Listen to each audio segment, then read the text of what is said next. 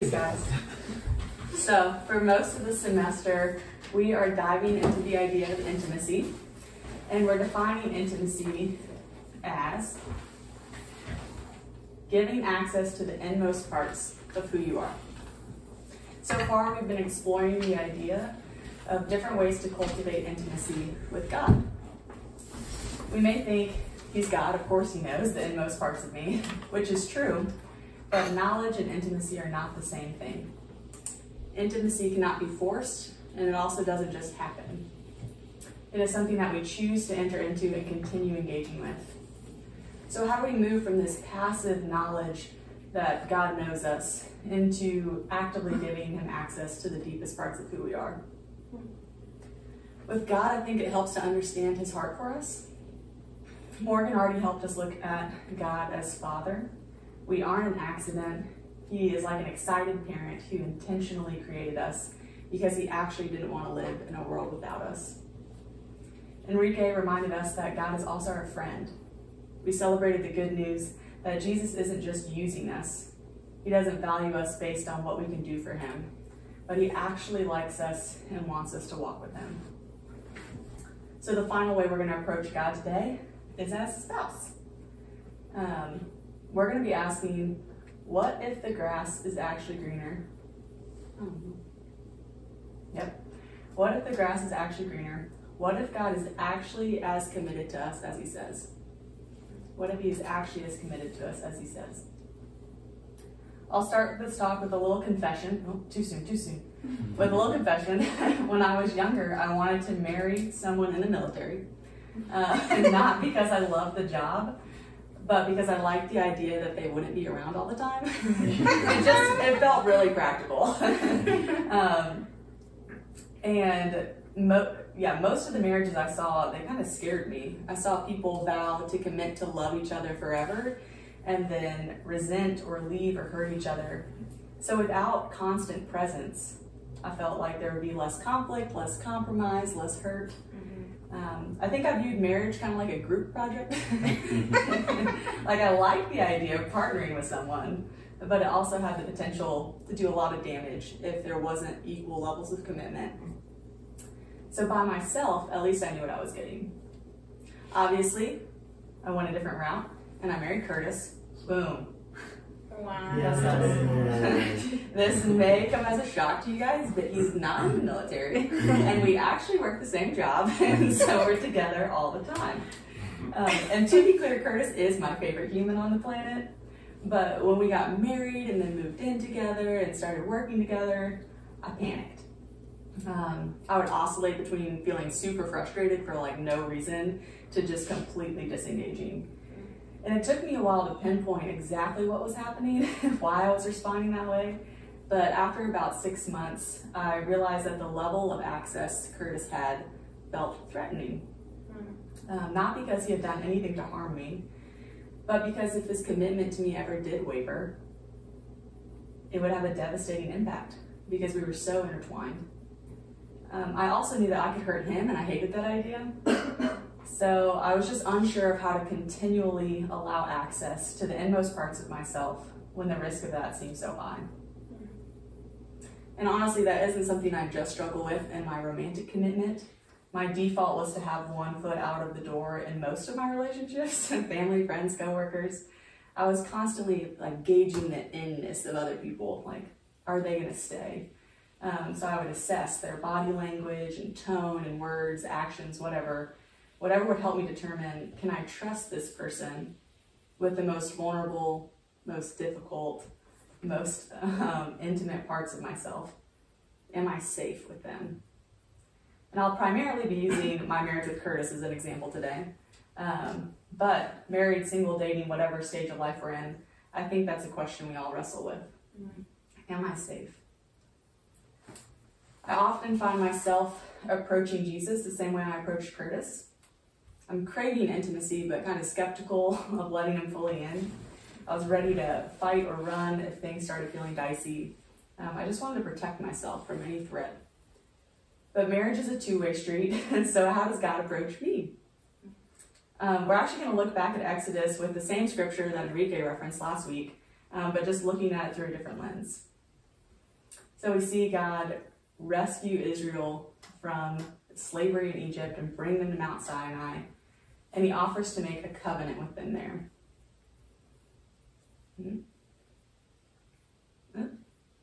A covenant is a chosen partnership in which two parties make binding promises to each other and work together to reach a common goal. So there's often oaths and signs and ceremonies. Covenants contain defined obligations, but they are different from a contract. So with a contract, it's usually an agreement based on distrust, like if this happens, then I'm out. A covenant is a commitment based on trust. You say, no matter what happens, I'm in. In this covenant with Israel, God says, I will make you my treasured people. I will dwell with you and bless you and give you an amazing role in the redemptive work that I'm doing.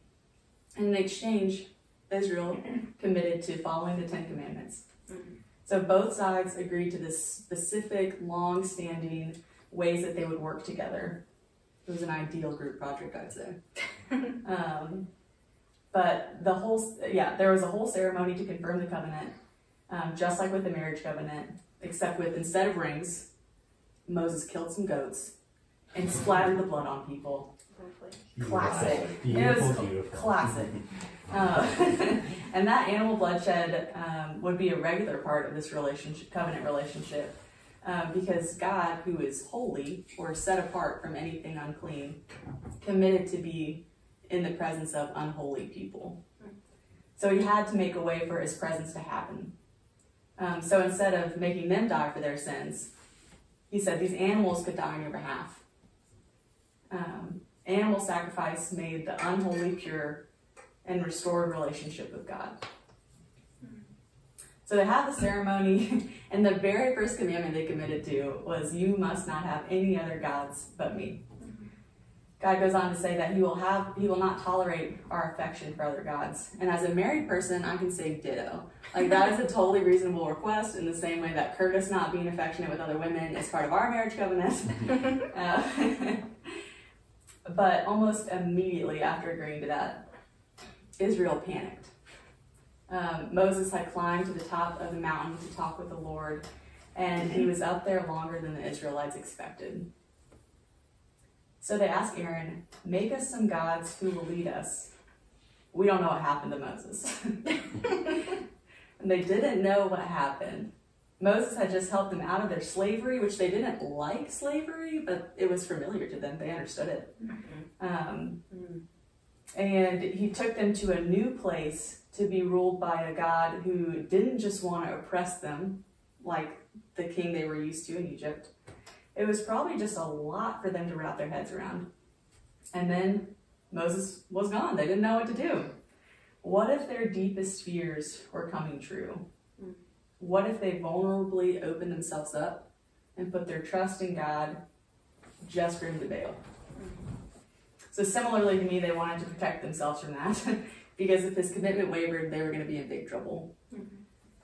So they took matters into their own hands and built a golden calf to worship. I'm pretty sure it looked just like this. And they gave credit to this thing for rescuing them, and they trusted it to provide for them. And it's a good thing that I'm not God, because if I had just done all that for the people I love, for them to turn around and worship a calf, I mean, I'd be out, covenant over. But that is not the nature of a covenant. No matter what happens, I'm in, right? For better or worse, till death do us part.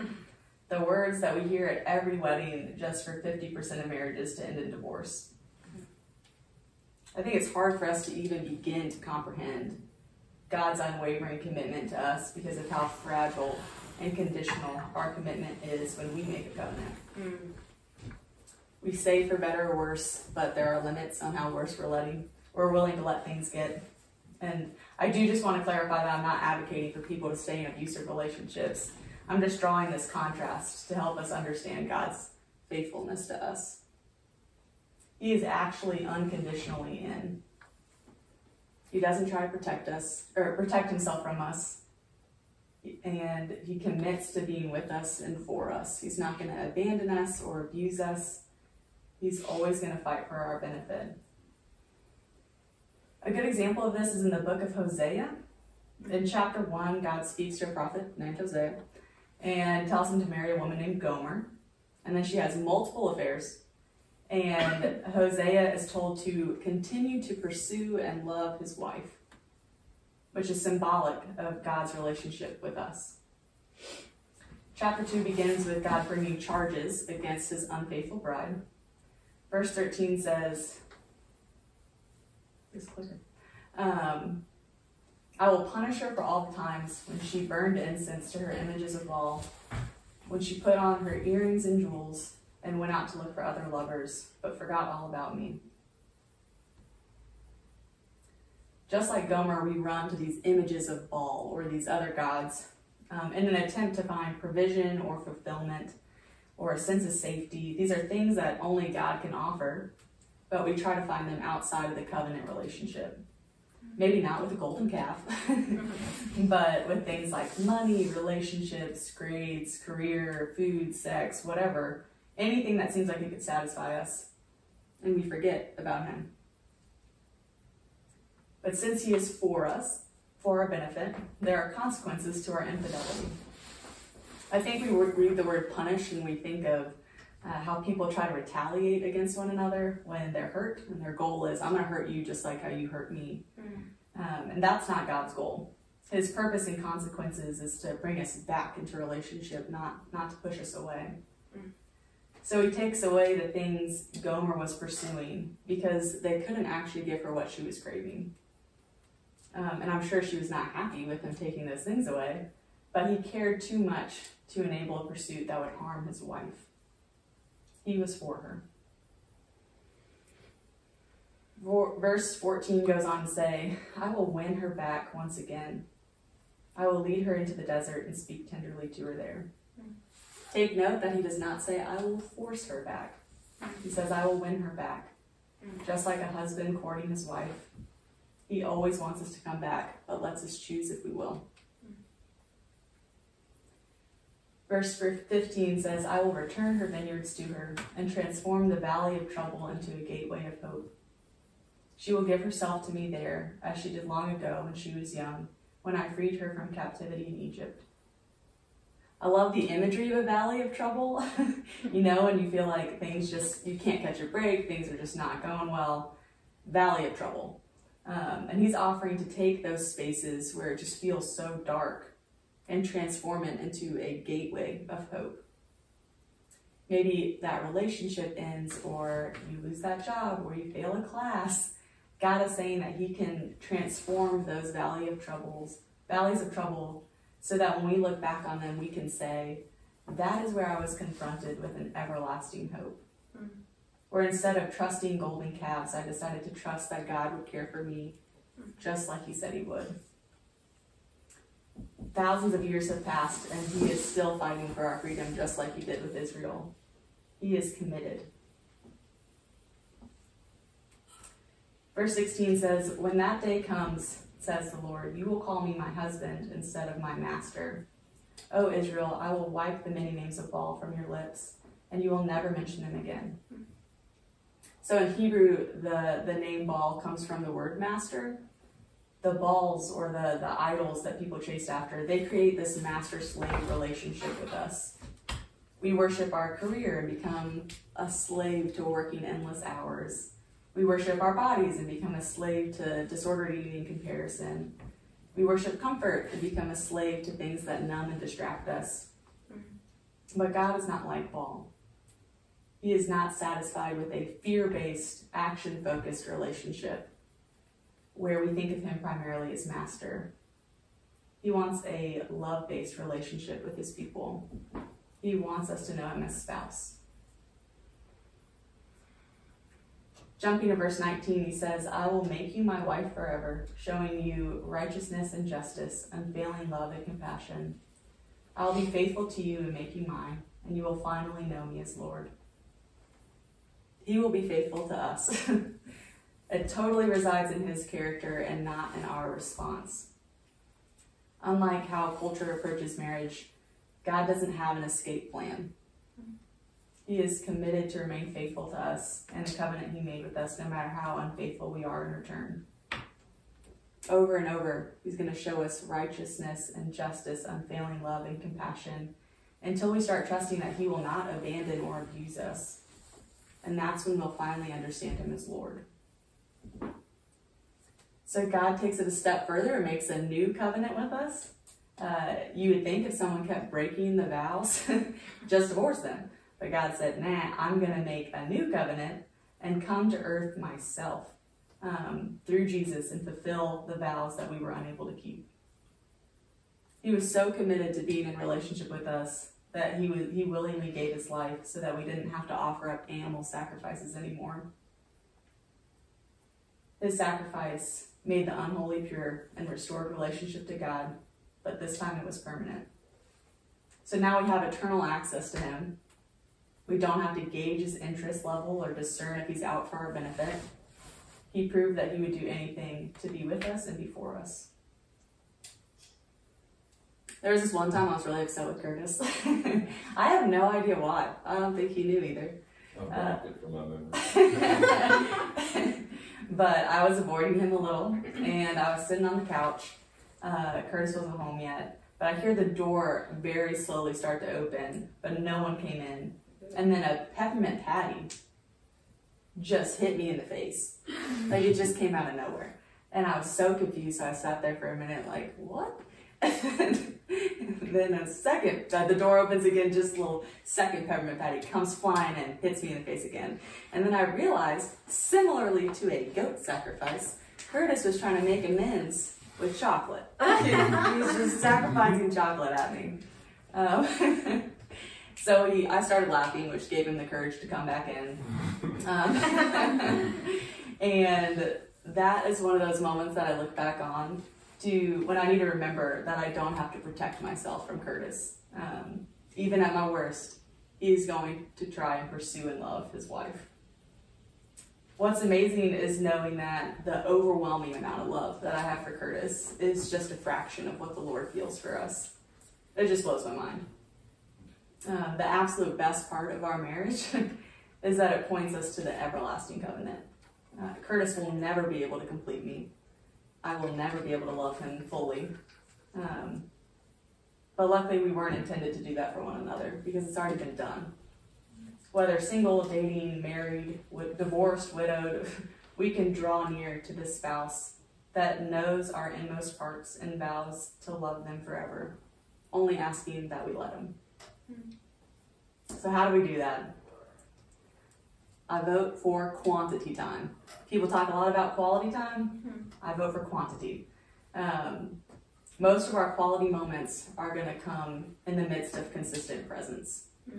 So Curtis and I have weekly date nights, but that's not all. We include each other in the regular day-to-day things, and we can do the same with the Lord. Invite him into the fun, the mundane, the lament, the joy. Have no area be off limits.